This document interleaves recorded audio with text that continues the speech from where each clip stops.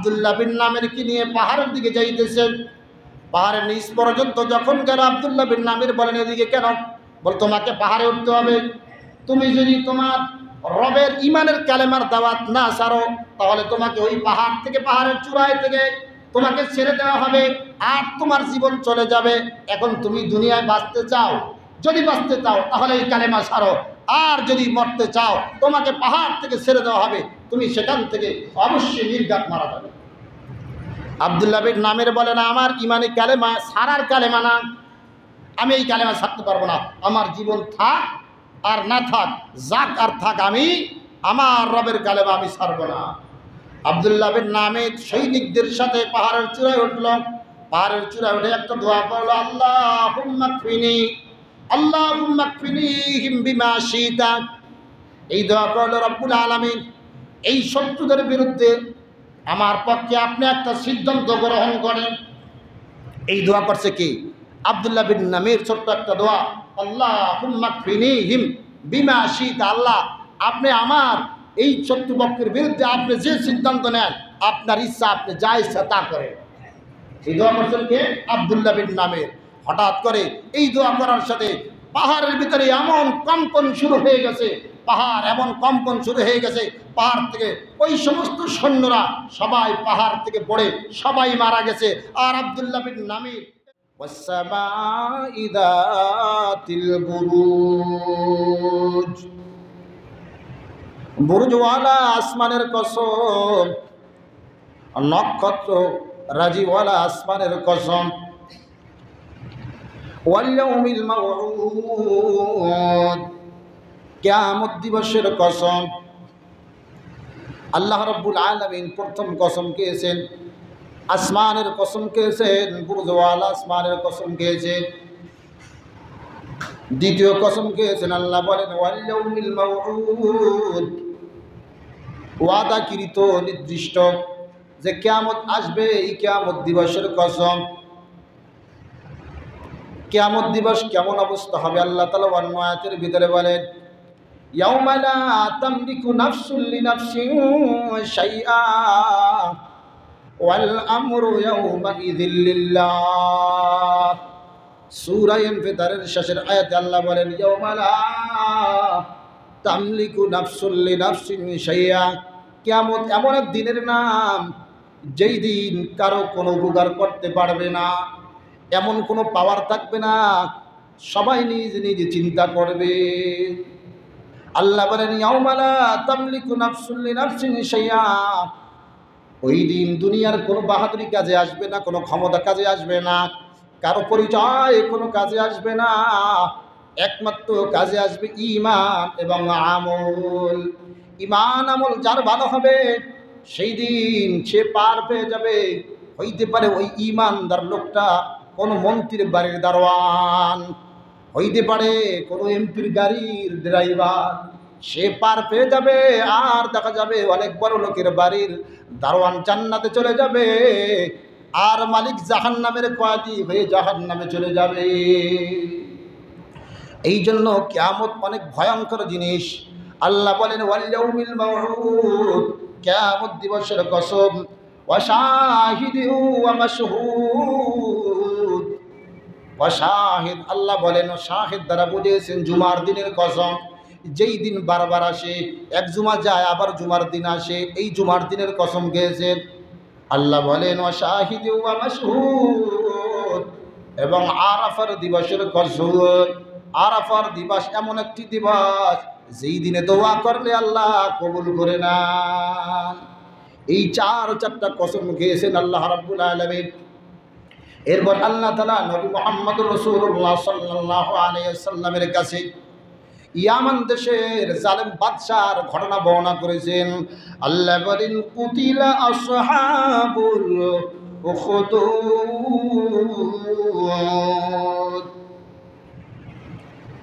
উখদুদ, আসহাবে উখদুদ, তাদেরকে কতল করা হয়েছে। আন-নারি যাতিল ওয়াকুদ, কিভাবে তাদেরকে কতল করা হলো, কেন কতল করা হলো? ইয়ামান দেশের এক বাদশা ছিল, বাদশাহ ইউসুফ জুনওয়াস।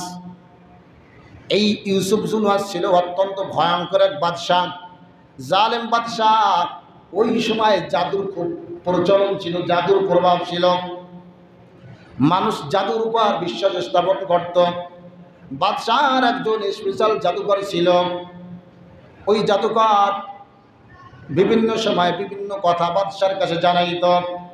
বাদশাকে বলতো অমুক সময় আপনার অমুক বিপদ আসতে পারে। এই রকমের কোনোটা সত্য হইতো, আবার কোনোটা হইতো না। তারকার দিকে তাকাইয়া ওই জাদুকর বাদশাকে বিভিন্ন রকমের কথা বলতো, কোনোটা সত্য হইতো, আবার কোনোটা হইতো না।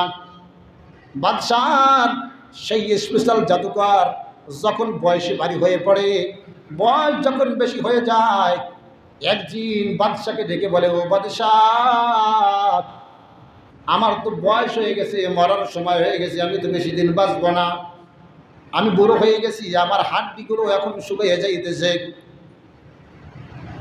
কিন্তু আমার পরে আপনার তো অনেক বিপদ আপদ আসতে পারে আমার মৃত্যুর পরে। তো আপনি একজন মেধাবী বালক খোঁজ করে। কি বালক? মেধাবী বালক, যার বুদ্ধি জ্ঞান বেশি, বুদ্ধি সম্পন্ন। বেশি মেধাবী হইলে সমস্যা আছে, ঠিক কিনা?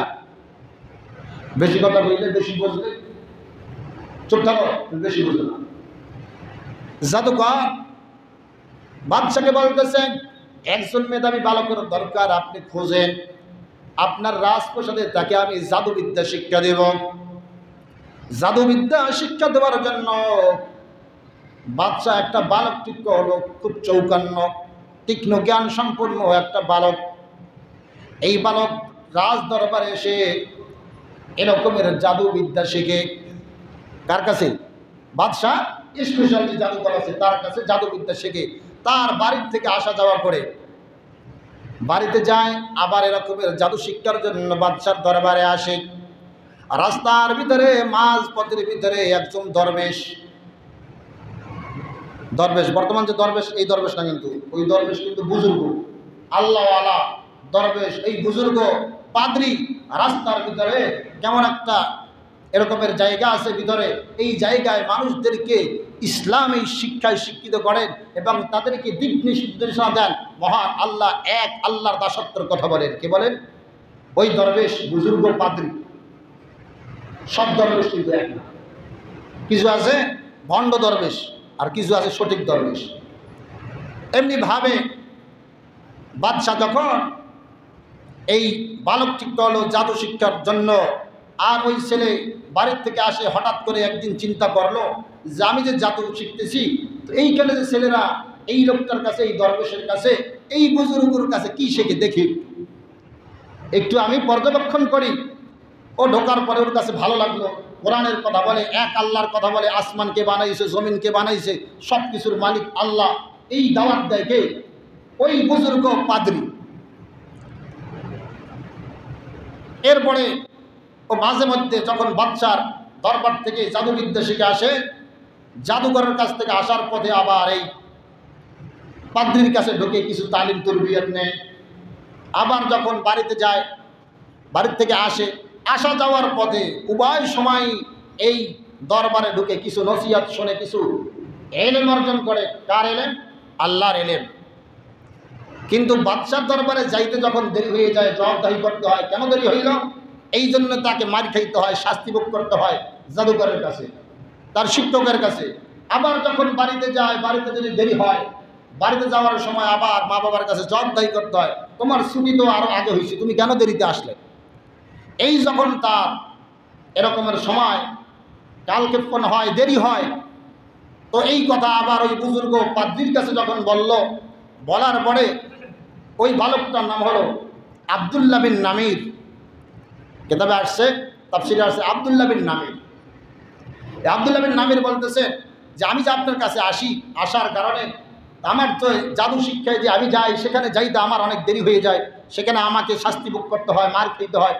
আবার যখন বাড়িতে যাই দেরি হয়, সেখানে আমার আব্বা আম্মার সেখানে আবার মার খেতে হয়, শাস্তি ভোগ করতে হয়। কি করা যায়? তখন সে একটা কৌশল শিখিয়ে দিল যে তুমি যখন বাদশার দরবারে যাবে, বলবে আমার আসতে, বাড়ির থেকে আসতে দেরি হয়ে যায়। আবার যখন বাদশার দরবার থেকে বাড়িতে যাবে, বলবো বাদশা আমার জাদুঘরের কাছ থেকে আসতে এরকমের দেরি হয়ে যায়। এরপরে জাদুবিদ্যা শিখে এদিক থেকে মা বাবা দিয়েছে জাদুবিদ্যা শিক্ষা দেওয়ার জন্য, বাদশাহ তাকে চয়েস করেছে তার ভবিষ্যতের জন্য কোনো বিপদ আপদ না আসে।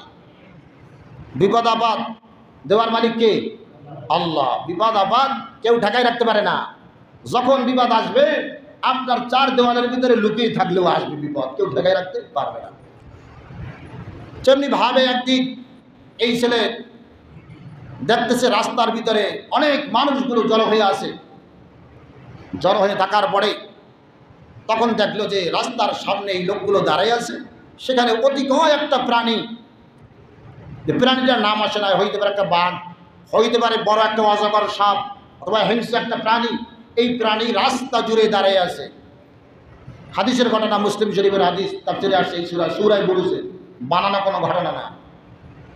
যে এমনি ভাবে যখন দেখলো যে এই রাস্তার মাঝে জড়ো হয়ে আছে মানুষগুলো, আর সামনে অতিকয় একটা প্রাণী, যে তার ভয়ে মানুষ রাস্তার এপার ওপার হইতে পারতেছে না। তখন এই বালক যখন গিয়ে দাঁড়াইল আব্দুল্লাহ বিন নামির, আব্দুল্লাহ বিন নামির দাঁড়ানোর পরে আব্দুল্লাহ বিন নামির চিন্তা করলো, আমি জাদুঘরের কাছে যেই বিদ্যা শিখি এই বিদ্যার পাওয়ার বেশি, না আমি যে বুজুর্গ পাদ্রীর কাছে বিদ্যা শিখি এই বিদ্যার পাওয়ার বেশি। এবার পরীক্ষা হয়ে যাক যে আমি যে পাদ্রীর কাছে যে আমি বিদ্যা শিখি, যে রব্বে কারিম তার নামে আমি এক টুকরা পাথর এই অতিকয় প্রাণী, এই হিংস্র প্রাণীর গায়ে নিক্ষেপ করব। যদি এই প্রাণীটা মারা যায় তাহলে বুঝবো আমার পাদ্রীর এলেমের দাম বেশি, এইটাই সত্য ধর্ম। ঠিক পাদ্রী একটা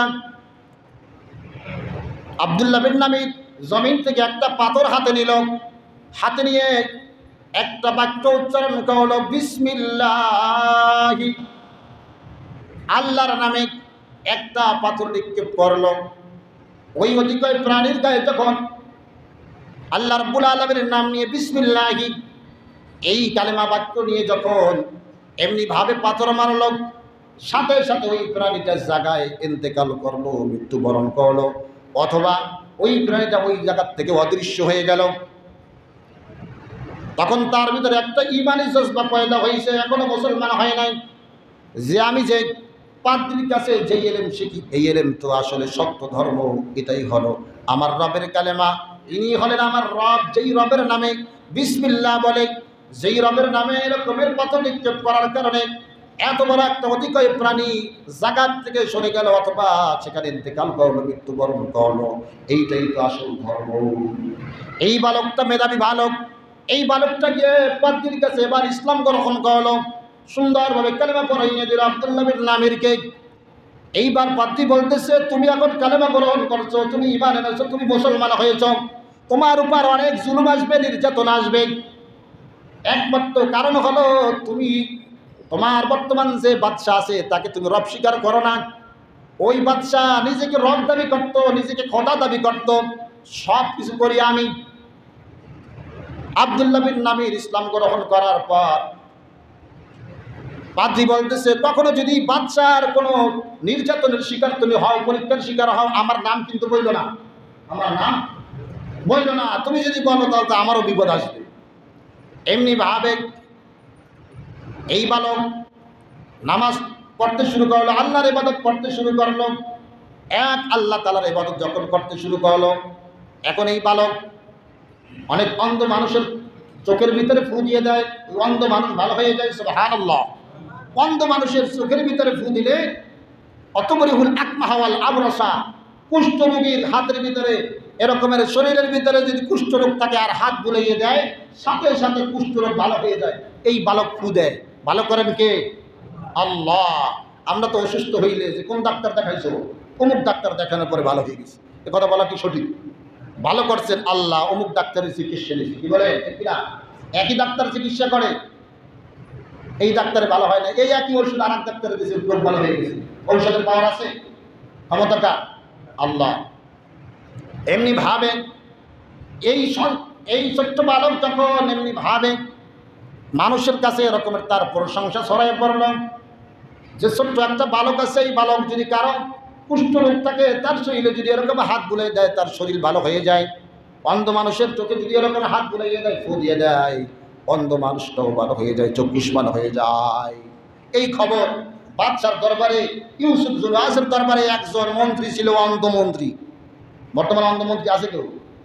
আছে, বকলম আছে, মূর্খ কিছু আছে, যে ভালো মানুষের দাম নাই, কিন্তু মূর্খ ওখানে কথা বলে, গান গায়।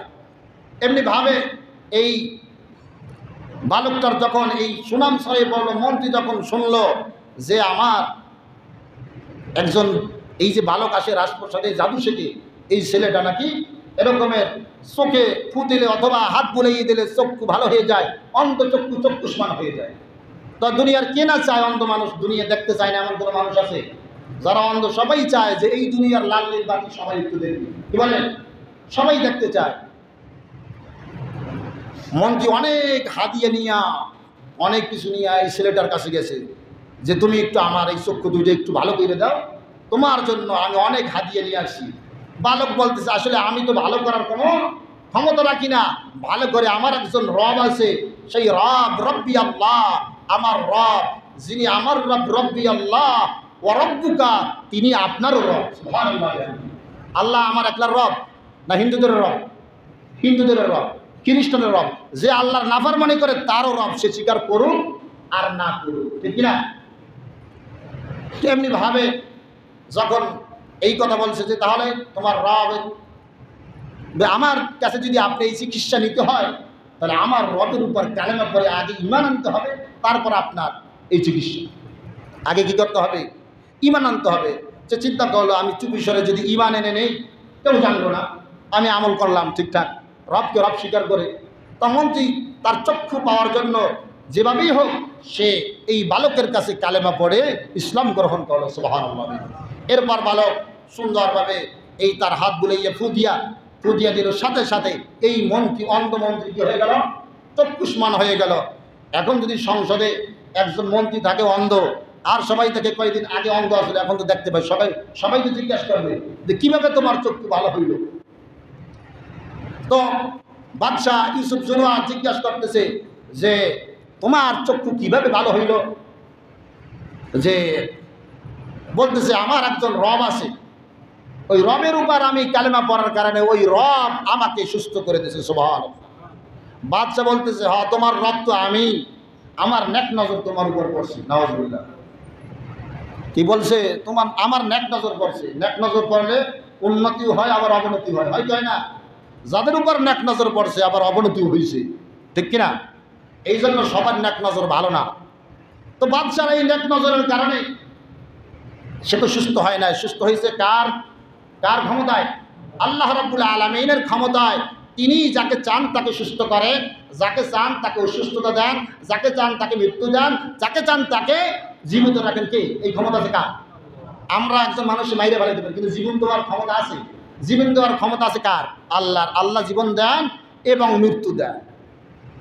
তেমনিভাবে সংক্ষেপে বলি, সময় আজকে তো অনেকের আবার দাওয়াত আছে। এমনিভাবে মন্ত্রীকে জিজ্ঞাসা করার পর মন্ত্রী বলে না যে কে তোমাকে এই চক্ষুর চিকিৎসা করলো? যে তুমি আমার রব মানো না, তাহলে রব মানো কারে? তো এই দাওয়াত তোমার কানে কে পৌঁছাইল? তো অনেক শাস্তি দেওয়ার পরে লাস্ট শাস্তি ছিল যে তুমি যদি আমার রব স্বীকার না করো, আর ওই বালকের কথা না, যে তোমাকে এই কালেমা শিখাইছে, আমাকে বাদ দিয়ে আরেকজনে তোমার রব আছে, তার ব্যাপারে তোমাকে এই তালিম দিছে, তার নাম বলতে হবে। সে বলছে আমি বলবো না। যে তোমার সামনে এরকমের করাত নিয়ে আসছে, গাছ কাটে না, করাত দিয়ে, এই করাত দিয়ে যে তোমার এই মাথার থেকে নিয়ে পা পর্যন্ত করাত দিয়ে চিরে জীবন্ত অবস্থায় তোমাকে শাস্তি দিয়ে শেষ করা হবে, তুমি নাম বলো। যে আমি নাম বলবো না। যে তারপরেও তাকে এরকমের করাত দিয়ে চেনা হলো। তারপরে সে ঈমান ছাড়ে না, ওই মন্ত্রী ঈমান ছাড়ে নাই। ঘটনা করে ওই বালকের কথাও বলে দিছে, ওই বালকের কথাও বলে দিছে যে ওই বালক যে জাদু শিখতে আসতো, সেই আমাকে এরকমের তার রবের নামে ঈমান আনার কারণে, যে আমাকে হাত বুলে দেওয়ার কারণে, আমাকে ফু দেওয়ার কারণে আমার চক্ষু, অন্ধ চক্ষু, আমি চক্ষুষ্মান হয়ে গেছি। এবার বালকের শাস্তি যে তোমাকে আমি খুব ভালো বুঝে, তোমাকে অনেক আমার প্রয়োজন, এই জন্য তোমাকে আমি জাদুবিদ্যা শিক্ষা দিয়েছি। আর তুমি এমন কি অর্জন করছো যার দ্বারা আমার মন থেকে তুমি এই কালেমার দাওয়াত দাও, আর এক রবের তুমি এরকমের দাওয়াত শোনাও। এই যে তুমি দাওয়াত শিখলা, তুমি কার কাছে শিখছো? এরও আবার এরকমের শাস্তি দেওয়া হলো। শাস্তি দেওয়ার পর বালকও এক সময় ওই যে পাদ্রির কথা, ওই বুজুর্গ দরবেশের কথা বলে দিল। তো ওই বুজুর্গকে এরকমের করাত দিয়ে চিরে তাকেও দুনিয়ার থেকে শেষ করে দিয়েছে, কিন্তু ইমান ছাড়ে নাই। ইমানের দাম কম না বেশি? ইমানের দাম বেশি থাকার কারণে কি যুগে যুগে এরকমের হযরত বেলাল রাদিয়াল্লাহু তাআলা আনহুকে এই কালেমা ছাড়ার জন্য অনেক শাস্তি দিয়েছেন, কিন্তু কালেমা ছাড়ছেন? কালেমা ছাড়ে নাই। তিনি রক্তাক্ত হয়ে তার উপরে বলছেন আহাদ আহাদ আহাদ আহাদ, আল্লাহ এক, আল্লাহ এক, আল্লাহ ছাড়া আর কোনো ইলা নাই। এমনি ভাবে এখন এই ছেলেটাকে শাস্তি দিবে। ছেলেটাকে বলতেছে, সৈনিকদেরকে ডেকে বলতেছে যে এই ছেলেটা অত্যন্ত মেধাবী, আমি চাইছিলাম ছেলেটা আমার রাজপ্রসাদে থাকবে, আমার নিজস্ব পার্সোনাল কাজে লাগবে। এই ছেলেটা তো আরো উল্টোপাল্টা করতেছে, ছেলেটা খুব মেধাবী, আমি ছেলেটাকে মারতে চাই না। তোমরা দেখো এই ছেলেটাকে জীবনের ভয়ে দেখাইয়া হইলেও এই যে দাওয়াতের মিশন, এটাকে নেস্তেনাবুদ করা যায় কিনা, এটাকে বারণ করা যায় কিনা, তাকে এই রাস্তার থেকে ফিরিয়ে আনা যায় কিনা, তোমরা এই চেষ্টা করো। সৈনিকদেরকে পরামর্শ দিল যে তোমরা একে পাহাড়ের চূড়ায় নিয়ে যাবে, পাহাড়ের চূড়ায় নিয়ে গিয়ে পাহাড়ের চূড়ার থেকে তোমরা একে ছেড়ে দিবে। পাহাড় থেকে যদি গড়াইয়ে পড়ে যায়, সে পাহাড় থেকে পড়ে সে দুনিয়ার থেকে বিদায় হয়ে যাবে। এমনিভাবে সৈনিকরা সবাই সিদ্ধান্ত নিল আব্দুল্লাহ বিন নামেরকে নিয়ে পাহাড়ের দিকে যাইতেছে। পাহাড়ের নিচ পর্যন্ত যখন গেল, আব্দুল্লাহ বিন নামের বলেন এদিকে কেন? বল তোমাকে পাহাড়ে উঠতে হবে। তুমি যদি তোমার রবের ইমানের কালেমার দাওয়াত না ছাড়ো, তাহলে তোমাকে ওই পাহাড় থেকে, পাহাড়ের চূড়ায় থেকে তোমাকে ছেড়ে দেওয়া হবে, আর তোমার জীবন চলে যাবে। এখন তুমি দুনিয়ায় বাঁচতে চাও, যদি বাঁচতে চাও তাহলে এই কালেমা ছাড়ো, আর যদি মরতে চাও তোমাকে পাহাড় থেকে ছেড়ে দেওয়া হবে, তুমি সেখান থেকে অবশ্যই নির্ঘাত মারা যাবে। আব্দুল্লাহ বিন নামের বলে না, আমার ইমানে কালেমা ছাড়ার কালেমা না, আমি এই কালেমা ছাড়তে পারবো না। আমার জীবন থাক আর না থাক, যাক আর থাক, আমি আমার রবের কালেমা আমি ছাড়বো না। আব্দুল্লাহ বিন নামের সৈনিকদের সাথে পাহাড়ের চূড়ায় উঠল। পাহাড়ের চূড়ায় উঠে একটা দোয়া পড়ল, আল্লাহুম্মা কফিনি, আল্লাহুম্মা কফিনিহিম বিমা শিতা। এই দোয়া করল রব্বুল আলামিন, এই শত্রুদের বিরুদ্ধে আমার পক্ষে আপনি একটা সিদ্ধান্ত গ্রহণ করেন। এই দোয়া করছে কি? আব্দুল্লাহ বিন নামের ছোট্ট একটা দোয়া, আল্লাহুম্মা কফিনিহিম বিমা শিতা। আল্লাহ, আপনি আমার এই শত্রুপক্ষের বিরুদ্ধে আপনি যে সিদ্ধান্ত নেন, আপনার ইচ্ছা, আপনি যা ইচ্ছা তা করেন। এই দোয়া করছেন কে? আব্দুল্লাহ বিন নামের। হঠাৎ করে এই দোয়া করার সাথে পাহাড়ের ভিতরে এমন কম্পন শুরু হয়ে গেছে, পাহাড় এমন কম্পন শুরু হয়ে গেছে, পাহাড় থেকে ওই সমস্ত সৈন্যরা সবাই পাহাড় থেকে পড়ে সবাই মারা গেছে। আর আব্দুল্লাহ বিন নামের এরকমের হাঁটতে হাঁটতে হাঁটতে আবার ওই ইউসুফ জুনুয়াসের দরবারে চলে আসে। ইউসুফ জুনুয়াস দেখতেছে যেই বালক, মেধাবী বালক তো আসতেছে, জিজ্ঞাসা করতেছে যে তোমার সাথে যে সৈন্যবাহিনী ছিল তারা কোথায়? বলে তারা তো এরকমের পাহাড় এমনভাবে কম্পন শুরু হয়েছে, আর এই কম্পন শুরু হওয়ার কারণে তারা পাহাড় থেকে গড়াইয়ে যখন নিচে পড়েছে, তারা দুনিয়ার থেকে বিদায় হয়েছে, আর আল্লাহ রাব্বুল আলামিন আমাকে জীবিত রেখেছেন। সুবহানাল্লাহ।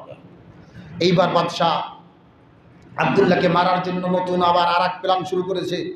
আব্দুল্লাহকে এবার সৈন্যবাহিনীকে ডেকে বলতেছে, আসলে এই ছেলেটাকে তো আমরা মারতে চাই না, এই ছেলেটা অনেক মেধাবী, মেধাবী যদি মারা হয়, এরকম মেধাবী কি আবার আসবে? আসতে পারে, এটা অসম্ভব। যে যায় সে আর আসে না। একজন মেধাবীর দাম অনেক বেশি, আমাদের হয়তো অনেকের কাছে নাই।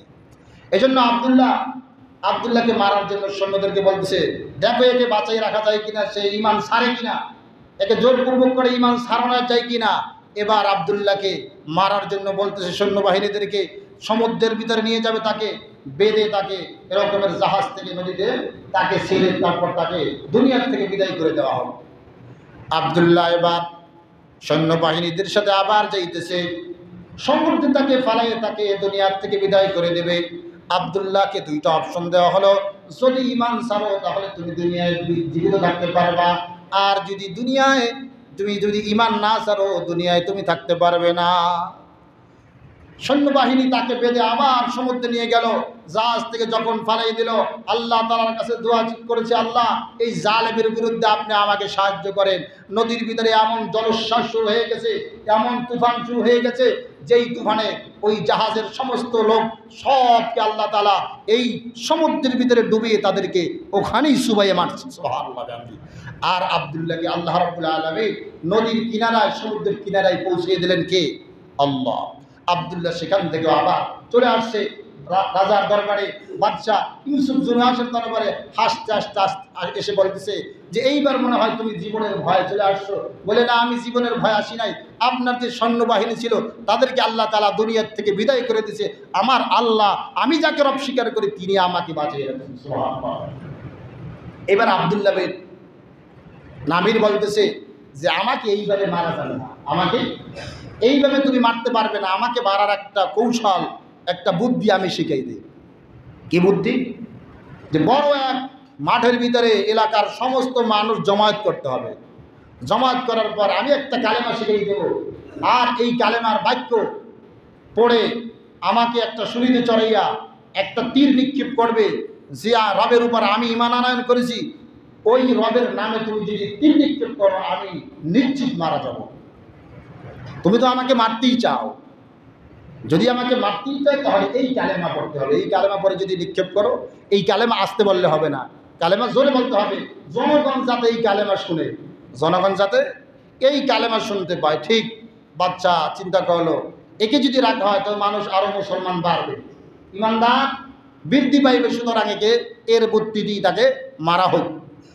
এলাকার ভিতরে ঘোষণা দেওয়া হলো, অমুক ময়দানে সবাই চলে আসো, রাজার ফরমান জারি।